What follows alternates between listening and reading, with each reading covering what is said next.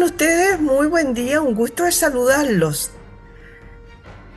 Quiero aprovechar esta ocasión para señalar de manera explícita y para evitar cualquier tipo de especulación o lugar a equívocos que como presidente de la República estoy a favor de una reforma a nuestro sistema político, dijo el mandatario Gabriel Boric durante su discurso en ENADE 2024. Vamos a conversar de este tema con Guillermo Holtzman, analista político y académico de la Universidad de Valparaíso. ¿Cómo estás tú? Muy buen día, un gusto saludarte. Lo mismo digo, Miriam, un verdadero agrado poder saludarte y conversar contigo. Oye, conversemos de este tema porque, a ver, dijo esta frase el presidente en la reunión en ADE, en su discurso, y los diferentes actores políticos de todos los sectores reaccionaron, sobre todo porque se había condicionado esto a que se zanjara primero la discusión por las pensiones y se condicionó a que se avanzara en la reforma tributaria en el Congreso. ¿Qué piensas tú de esto para que después empecemos a explicar qué es el sistema político? A ver, el gobierno de Gabriel Boric tiene un problema que es, yo diría, bastante serio. Primero, porque no ha logrado superar la crisis que comienza el año 2019, digamos, y perdió dos plebiscitos en la práctica. El de la Convención Constitucional, ¿verdad? Que fue lapidario, con más de un 60% de rechazo a la propuesta de los convencionales. Y después la búsqueda de un segundo intento por una constitución igualmente lo pierde. Es decir, si a eso le sumamos el hecho de que al no tener nueva constitución, las condiciones de crisis institucional que se vieron manifestadas en el gobierno de Piñera en el año 2019 se mantienen, a eso hay que sumarle el hecho de que el gobierno de Gabriel Boric no tiene mayoría en el Congreso y por lo tanto está obligado a negociar. Obligado a negociar y, digamos, dialogar. Después del diálogo viene la negociación, luego de la negociación viene, digamos, la instalación de las partes con lo que cada cual ha cedido. Pero el gobierno, en lo que son la reforma de pensiones, la reforma de salud, la reforma educacional, la reforma de seguridad, el pacto fiscal y o reforma tributaria, se ha mantenido en los ejes principales de su programa. A estos efectos, el gobierno de Gabriel Boric digamos, está en la idea de que digamos, conoce todo lo que estoy diciendo yo ahora y por lo tanto él prefiere refugiarse en el 30% del voto duro que tiene y que semana a semana le da la aprobación en las encuestas que se aplican acá en nuestro país. En consecuencia, podemos sacar de todo lo que he dicho una conclusión primera. Primero, que el presidente Boric y el gobierno, los partidos que lo acompañan, gobiernan para la minoría del país. Lo segundo es que en virtud de estar gobernando para la minoría del país, no ceden en ningún ápice respecto a los principios que estaban reflejados en su programa y que claramente en el proceso político, por los dos procesos constitucionales, han sido rechazados o al menos cuestionados por la ciudadanía. La oposición, a su vez, porque esto no solamente es responsabilidad del presidente Boris y los partidos que le apoyan, que es el Frente Amplio, el Partido Comunista, ¿verdad? Y Socialismo Democrático, sino que en la oposición también se ve una propuesta de ideas bastante, yo diría, débil, por decirlo menos. No logran ni alinearse, ni ponerse de acuerdo, y en lo que se ponen de acuerdo son en aquellos principios, yo diría, tradicionales que provienen del siglo XIX, siglo XVIII, en términos de que el liberalismo más clásico y más básico también, es lo que ellos defienden, pero tampoco tienen claro qué cosa hacer. Es decir, hay una suerte de focalización de parte de la oposición que lo único que hay que hacer es que el país crezca y no se hace cargo de que hay una desigualdad entre medio, de la cual también debe incorporarse no solamente la idea de crecimiento, sino que a un sentido del crecimiento, un sentido con contenido y que lleve al desarrollo. Estas ideas que yo te estoy exponiendo no están en el discurso de la oposición.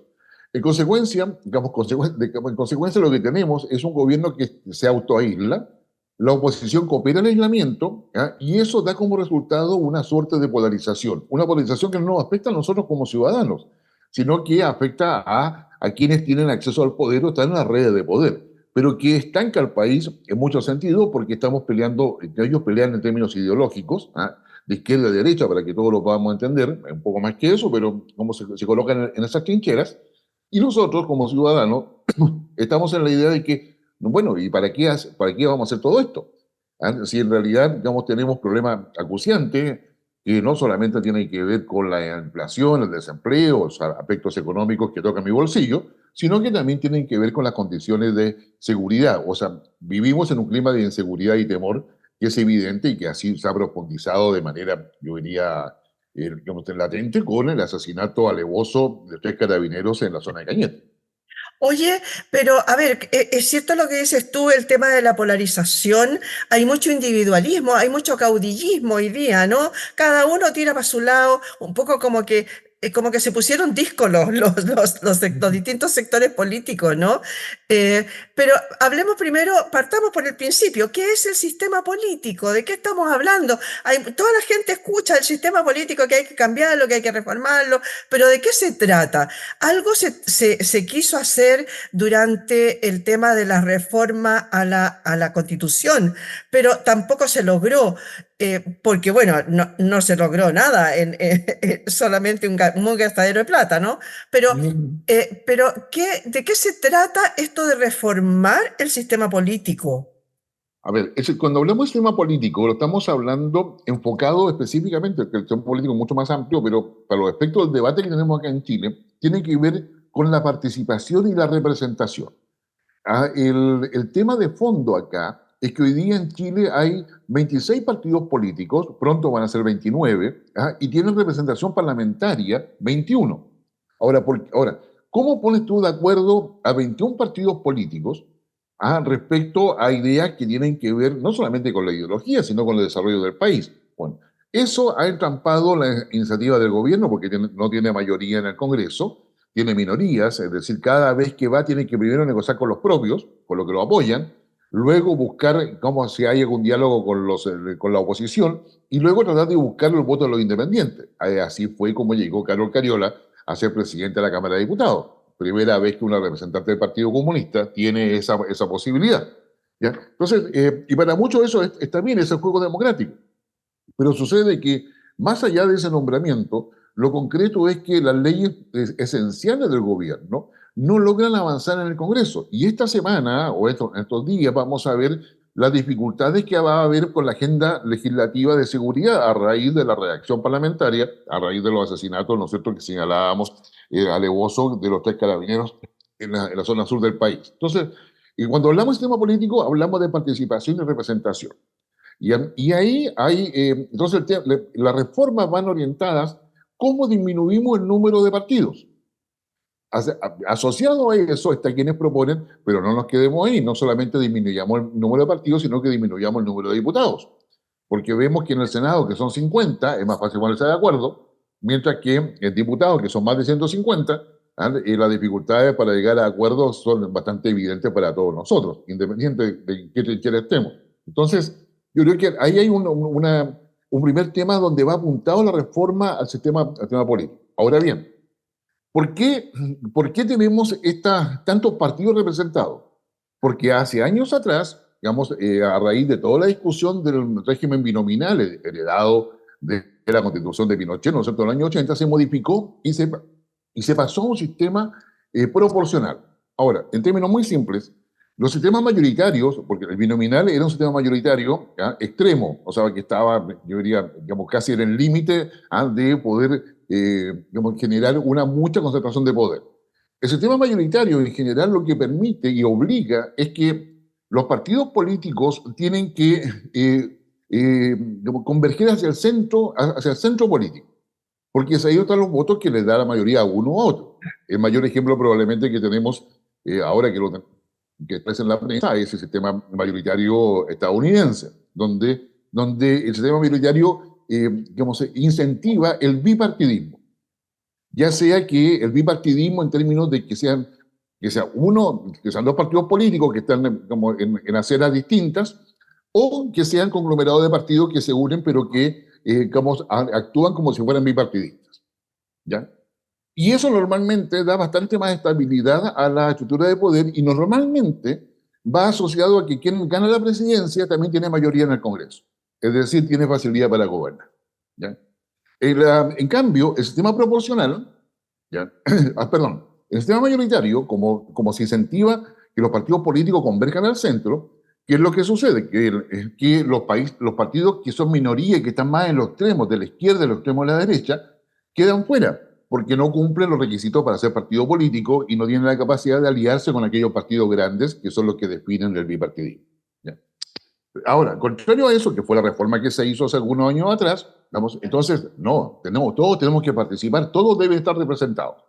Bueno, se hizo una reforma bajo un sistema proporcional. El sistema proporcional abandona el centro político, ¿ya? E incentiva la conformación de partidos en los extremos. Por lo tanto, surgen partidos de minorías, surgen partidos, yo diría, conforme a las circunstancias políticas del momento, ¿ya? Digamos, pero están en los extremos. Por lo tanto, cuando tú conversas con un partido que tiene un diputado, tiene dos diputados que están en el extremo A, cuando ya llega a la mitad, se te cayó el acuerdo que habías llegado con él. No, o sea, ni siquiera alcanza a llegar al otro lado. ¿Ya? ¿Por qué? Porque están muy lejanas las posiciones. Y cada cual se siente en la práctica con la posibilidad de imponer su propia visión, que muchas veces ni siquiera es ideológica, sino que es personal. Eso justamente te iba a comentar, porque esta excesiva representación, ¿no? En el que todos tenemos que estar representados de alguna manera, hizo muchas veces cosas bien, no sé, para mí pensar a lo mejor un poco ridículas, ¿no? Una persona que tenía 10.000 votos en alguna parte, perdía ante otra persona que tenía solamente 900 votos. ¿Cómo puede estar al mismo nivel una persona que solo logró 900 votos que otro que representó, que tiene, no sé, 200.000? Estoy extremando las cifras, ¿no? ¿No? ¿Qué pasa ahí con ese personalismo? Porque al final no nos ponemos nunca de acuerdo. Bueno, exactamente. Bueno, eso tiene varios matices. Es decir, la idea de un sistema proporcional efectivamente asegura una mejor representación, ¿ya? Lo cual, como tú y yo probablemente estemos de acuerdo, ¿no? Todo Chile tiene que estar representado. El tema está en que el sistema proporcional hace que todos tengan su propio espacio dentro del Congreso, ¿ah? Y que juegan libremente en la previa, ¿ah? Y juegan libremente dentro del Congreso. Entonces, acá viene, o sea, los partidos, o sea, que no sé, tú eres de mi partido, te digo, Miriam, tú tienes que votar tal cosa porque negocié con el gobierno de turno, tal otra. Y tú me dices, ¿sabes, Guillermo? Lo siento, pero yo voy a votar como me da la gana, porque no tengo ningún interés en apoyarte a ti, además me caes mal, que sé yo, lo que tú quieras. O sea, argumentos más bien personales más que ideológicos, digamos, y eso es lo que ha ido primando. Entonces, en la práctica, yo diría, el partido más disciplinado es el Partido Comunista hoy día. Ya, qué sé yo, porque si vas a Evópolis, si vas a incluso a la UDI, si vas a Renovación Nacional, incluso Revolución Democrática, qué sé yo, Convergencia Social, socialismo, lo que queda del PPD, que ya se disolvió, olvídalo. O sea, es decir, Hasta, o sea, cada uno. perdona, hasta la democracia cristiana se dividió. Por eso, o sea, los partidos tradicionales están atomizados, o Ah, sea, han quedado reducidos a su mínima expresión. Y su peso más bien es el nombre más que la realidad. ¿Ya? O sea, entonces, yo diría, tenemos un problema, pero pretender, ¿ah? De que esto se resuelve solamente, digamos, interviniendo el sistema electoral, que es ahí donde está el sistema proporcional, el sistema mayoritario, claramente yo diría es insuficiente, porque tenemos un problema que tiene que ver con esto, pero que es, yo diría, tanto más relevante que el anterior, es cómo se toman decisiones, cómo el Ejecutivo toma decisiones y de qué manera negocia. Y eso no es menor. Entonces, porque, o sea, porque si no iríamos a un sistema parlamentario. Nosotros tenemos un sistema presidencial, ¿ya? claro. Entonces las decisiones dependen del Ejecutivo, no dependen del Parlamento o del Congreso. Oye, me asalta una duda. ¿Es prerrogativa del Ejecutivo el mandar un proyecto que elabore una reforma al sistema político, o pueden los mismos políticos hacer partir, digamos, haciendo este tema? Sí. No, los partidos políticos representados en el Congreso pueden presentar un proyecto de ley, ¿ya? En la medida que este proyecto, hasta el minuto en que no incorpore un gasto para el Estado, los parlamentarios pueden llevar adelante. Pero si hablamos del sistema electoral, estamos hablando del CERVEL, estamos hablando de la formación de partidos políticos, estamos hablando de cuánto financia el Estado los partidos políticos, estamos hablando estamos hablando de recursos económicos, digamos, para poder implementar un sistema electoral. En consecuencia, necesariamente, aun cuando el proyecto empiece en el Congreso, en diputado o en Senado, necesariamente en algún minuto tiene que tener el apoyo del Ejecutivo. Y si ese apoyo no está, este proyecto de ley no se puede seguir tramitando, ¿ya? En la medida que involucra un gasto para el erario nacional. Ya, perfecto. O sea que en realidad, si tiene el apoyo, quiere decir que ahora los políticos podrían empezar con el... Esto implicaría una reforma a la Constitución, obviamente, ¿no? Sí, exactamente, Ya. implica yo la reforma de la Constitución, O porque sea, acá eso, está en perdona, juego. eso implica una cierta cantidad de votos, una cierta... que no es fácil de tener, ¿no? En una reforma. Exactamente, no es fácil de tener. Además, tenemos un ambiente sociopolítico, me atrevería a decir, complicado. Es decir, hoy día, a nivel global, las democracias se están debilitando. Y uno de los tantos elementos que coopera a ello es que se ha ido imponiendo la tiranía de las minorías. Esto es un tema que está recién emergiendo como parte importante, es decir, tú y yo, que si yo no sé, pues nos declaramos animalistas, por decir algo, Ujú. que si no sé, o amante de la hormiga, por decirte alguna cosa más ridícula. Pero, digamos, y nosotros andamos buscando quién proteja a la hormiga porque nosotros tenemos estudios hechos por universidades, distinguidos académicos, que dicen que si las hormigas desaparecen, el ser humano desaparece. En consecuencia, es fundamental cuidar a las hormigas. Y tenemos que buscarle los espacios para que tengan, tenemos que pedirle que el Estado reserve digamos, terrenos para cuidar las hormigas, y debe protegerlos, es decir, no se pueden explotar, no se puede hacer nada porque si se hace eso mueren las hormigas y con eso el fin del ser humano está digamos, asegurado. Probablemente somos dos, pero si vamos con este discurso, todo lo demás, a lo mejor mañana vamos a ser 100, qué sé yo, y con eso nosotros exigimos representación, porque hay que cuidar la hormiga. Porque, y esta minoría que nosotros somos, no es que estemos equivocados ni cosa parecida, a lo mejor tenemos mucha razón, pero sucede que empezamos a colocar de que si no se respetan las hormigas, nada se puede hacer. Bueno, ahí surge la tiranía en las minorías. Entonces, tenemos una gran cantidad de minorías de todo tipo y naturaleza que desean ser escuchados. Pero esas minorías consideran que su problema es de tal importancia que todo el resto de las minorías que hay deben someterse a esa minoría. Eso ha ido generando que las propias minorías peleen entre ellas, ¿ya? Y que a su vez también aparecen los elementos más ideológicos, que es lo que se llama la cultura woke, es decir, la Claro, descalificación del otro porque no piensa como yo. ¿Ya? claro. Entonces en la práctica tenemos un problema también del ambiente sociopolítico, donde cada cual piensa que su necesidad, su idea, es más importante que la tuya. Y En es la única consecuencia, legítima.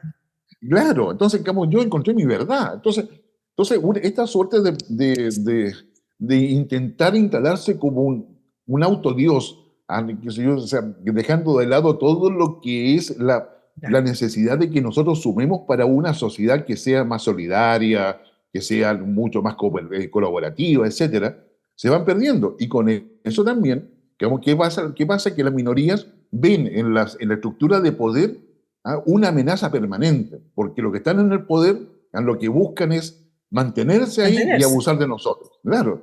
Y Claro. eso hace que toda estructura de poder, tanto política como social como religiosa, sean claramente criticadas. Oye, para ir viendo cómo salimos de esta cuestión, en el segundo proceso de la reforma constitucional, la comisión experta, que parece que a mucha gente, a la gran mayoría, le hacía sentido lo que decía, ellos planteaban un tema de un umbral de un 5% a los partidos y una serie de reglas a los parlamentarios, como por ejemplo la renuncia a un partido político de un diputado o senador que hubiera declarado su candidatura, pero que no participara de los acuerdos, por ejemplo. Bajaban la cantidad de escaños, me parece. ¿Qué te parece a Ujú. ti eso, esas recomendaciones que daba la comisión experta? Me parece más que razonables, y yo diría que todas las democracias estables, a todas las que nosotros admiramos, tienen un umbral. ¿Ah? Incluso se habla de un umbral de un 5%, yo creo que debe ser mayor, pero ya es un debate, yo Como diría, el un poco más de mínimo. detalle. Mm. Claro, pero todo tiene un umbral. No podemos tener partidos que tienen escasos militantes, tienen escasa votación y están representados en el Congreso. No podemos tener candidatos que van por un partido o una alianza, ¿ah? Y que luego dicen, ¿sabe qué? Yo me retiro. ¿Ah? Y sigue Claro. siendo diputado, sigue siendo senador. ¿Ya? Entonces, ¿en virtud de qué vota? Además, que aquí hay un tema que no es menor. Cada vez que un diputado o un senador renuncia a su partido, queda como independiente, ¿verdad? Y trata de ubicarse en alguna bancada. Pero también lo hace más vulnerable al chantaje, a la corrupción, porque su voto pasa a ser, yo diría, muy relevante. Entonces, muchas veces su voto dirime alguna situación, como lo hemos visto ya más de alguna oportunidad. Entonces, Recientemente en el tema de la elección de la mesa de diputados, ¿no? exactamente. Entonces, esa persona tiene una capacidad de chantaje, chantajea al gobierno, chantajea a, los Claro. otros, a las otras bancadas, etcétera. Y eso no es sano para la democracia, porque personaliza la representación, y lo hace en virtud de su propio interés y no de a quienes supuestamente representa. Oye, Guillermo, y para ir terminando, cuéntame cómo es el sistema político en el internacional, porque en alguna parte a alguna persona le escuché, por ejemplo, que decía el caso de España, que también tengo entendido que está súper polarizado. Bueno, ahora tienen un serio problema ahí con el tema de la renuncia del presidente, pero de que renuncia, que no renuncia, etcétera. Pero ellos se agrupan todas estas polarizaciones se agrupan en grandes conglomerados, derecha, centro, izquierda, centro. Sí, a ver, España tiene un sistema proporcional no tan extremo como el que tiene Chile. Ya, ¿Ya? Pero a su vez también en las votaciones dentro del propio Parlamento español, recordemos que España es un sistema parlamentario, sí, parlamentario, es como el Pedro Sánchez, que finalmente no va a renunciar, claro. es el jefe de gobierno, el presidente de gobierno. Entonces Mm. mucha gente se lleva a confusiones por los títulos, pero España es un régimen parlamentario. Y se le exige que para poder tener hay umbral, primero que nada. Segundo, y tiene que, para que un partido siga existiendo, tiene que tener representación parlamentaria. Es decir, se evita que haya partidos que estén fuera del sistema, son movimientos, pero tienen que llegar a tener representación parlamentaria. Y luego, por el sistema de votación, claro, están fragmentados en el Parlamento, pero dada la cultura política española, que lo cuidan bastante, dicho sea de paso, más allá de que sean de izquierda o derecha, logran generar estos dos grandes conglomerados. Uno liderado por el PSOE, Partido Socialista Obrero Español, el español, y el Partido Popular, que es la centro derecha o la derecha española. ¿Ya? Y en torno a ellos, gira la política. Hoy día está en discusión porque Pedro Sánchez es una suerte de líder, yo diría, que se ha arrancado de los grandes partidos, y él, creo, tiene un liderazgo bastante atípico, que muchos avisoran de que va a terminar generando una crisis política dentro de España, porque él supuestamente está en la centroizquierda, pero él hace lo que quiere, y no siempre pregunta al PSOE. En fin, digamos, ahí España tiene su propia dinámica interna. Entonces, yo diría, los sistemas políticos, se basan primero en un principio de participación, como te decía al inicio, es decir, que todos voten. La idea de que tengamos el voto obligatorio, yo diría que me guste o no, funciona. Funciona porque da estabilidad. ¿Por qué te digo esto? Porque si tú lees literatura de Europa, por ejemplo, el tema de la abstención no es un tema, porque se asume en Europa que si tú no vas a votar es porque estás de acuerdo con lo que está sucediendo. No es que estés en contra, no es que no te importe. ¿Ya? En cambio, acá la abstención se transformó, digamos, en una suerte De de, protesta. claro, de protesto que no me importa. No se Claro. vale decir, yo no me preocupo. Entonces, el voto obligatorio yo diría que para nuestra cultura hoy día es una buena medida. Lo segundo, no puedes tener para la participación, tienes que lograr que los partidos políticos se comprometan también con vincularse con la ciudadanía, no solamente formar directivas, sino que también hacer un aporte a la formación cívica de los ciudadanos.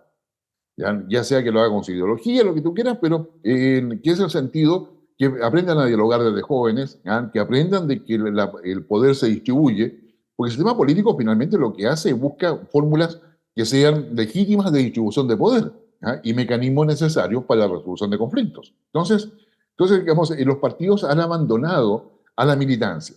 Probablemente habría mucho que escribir sobre eso, porque estamos en el siglo XXI, y hay grupos WhatsApp, en fin, pero tiene que haber una vinculación del partido con la ciudadanía, ya más allá de que coloquen la firma para formar el partido. Lo tercero, tiene que haber una representación, digamos, cuando hablamos de participación, pasamos a la representación, que tiene que ser, digamos, una ecuación que permita la representación territorial junto con la densidad poblacional. ¿Ya? Es decir, digamos, acá el ejemplo en Chile lo tenemos claramente en términos de que, digamos, la región de Aysén, ¿no es cierto?, tiene 2 senadores a pesar de su escasa población, ¿ya? Pero es importante el territorio, ¿ya? O sea, es importante, ¿ya?, considerar, ¿ya? Chile es un país unitario. Entonces, pero a su vez, con todos esos elementos, los partidos deben tener un umbral, deben empezar de una votación mínima, no pueden haber candidatos que podrían ir a una lista, digamos, y por defecto del cálculo de los escaños, con 500 votos, sea diputado o sea senador. O sea, es decir, no, eso no es presentable. Si las mayorías son las mayorías, y independiente de que el sistema sea mayoritario o proporcional, ¿ya?, deben primar los que tienen mayor votación. O sea, Claro que a sí. todo deber. ¿Ya? Y lo otro es que esto no tiene sentido si tú no lo vinculas a un proceso de toma de decisiones. Hoy día, digamos, con el tema de la inseguridad, hace una semana atrás el presidente convocó al Consejo de Seguridad Nacional, que podría ser el elemento donde todas las instituciones del Estado convergen para tomar decisiones. Y se transformó en una buena conversación, digamos, donde cada institución dio su opinión, digamos, entregó antecedentes, pero no tomó ninguna decisión. Exacto. Entonces, la toma de decisiones de un gobierno se basa en las atribuciones que tiene el presidente, bueno, como el Ejecutivo por una parte, y en las otras decisiones, digamos, concurre el Congreso, que son las leyes. Entonces, tenemos un déficit ahí.